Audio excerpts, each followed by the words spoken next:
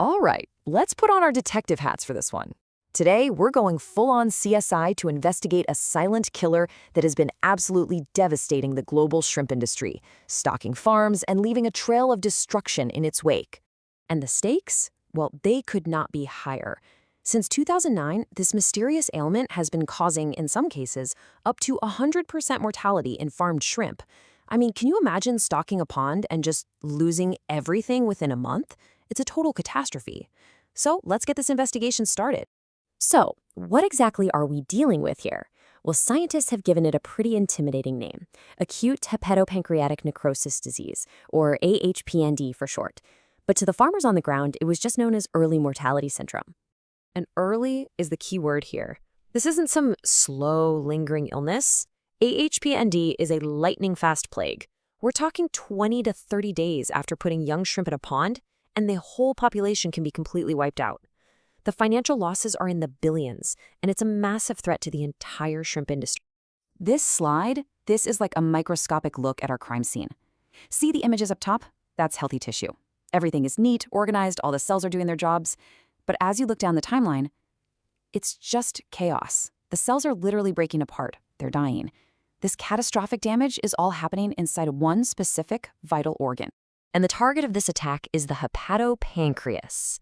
Now, you and I, we have a separate liver and a pancreas, but in a shrimp, they're kind of mashed together into this one super organ that's absolutely critical for digestion. You take this out, and the shrimp just can't survive. This is ground zero. Okay, so the crime scene is established. The investigation begins. Scientists had to act just like detectives to figure out who or what was the perpetrator behind all this destruction.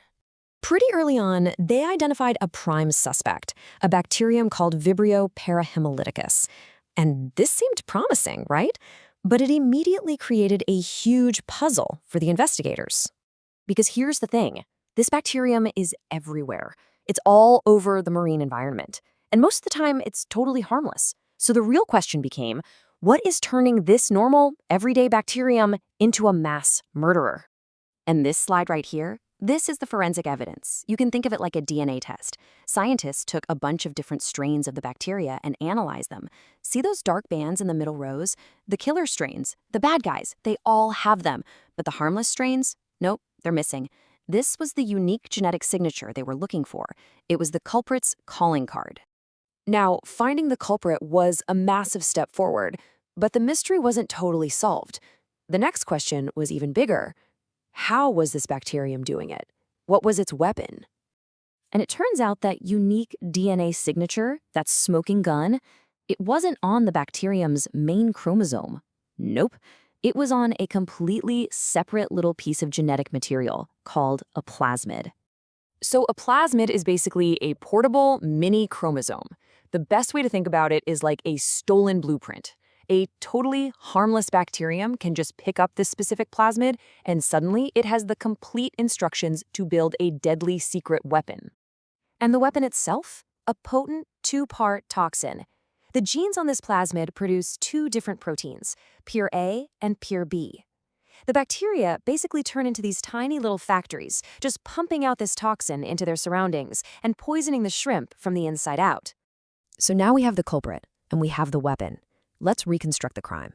Let's see exactly how this attack unfolds, step by step. Okay, here's the play-by-play. First, the killer bacteria set up shop in the shrimp's stomach. Then, from that home base, they start manufacturing and pumping out that two-part toxin. And here's the really crucial part. The toxin actually travels ahead of the bacteria.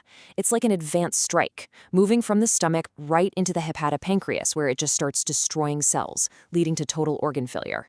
Now look at this. This is just 6 hours after infection. The bacteria themselves are still mostly hanging out in the stomach, but their toxin, their weapon, has already reached the hepatopancreas and started doing damage. You can actually see the cells starting to break down and slough off. It's incredible. The toxin acts like a long-range weapon, softening up the target before the main invasion even arrives. Now let's jump ahead to 24 hours post-infection. The difference is just devastating. The hepatopancreas is completely overrun. The tissue is necrotic, that means it's dead, and now you can see the bacteria themselves have finally moved in and colonized the organ they already destroyed. It's a total system failure. Case closed on how the victim died. But, just as the investigators were about to wrap this case up, they uncovered another piece of evidence. And this one was maybe even more disturbing, with implications that go way beyond just shrimp farms. The investigators tested the killer bacteria against a bunch of common antibiotics, and, well, the results were alarming.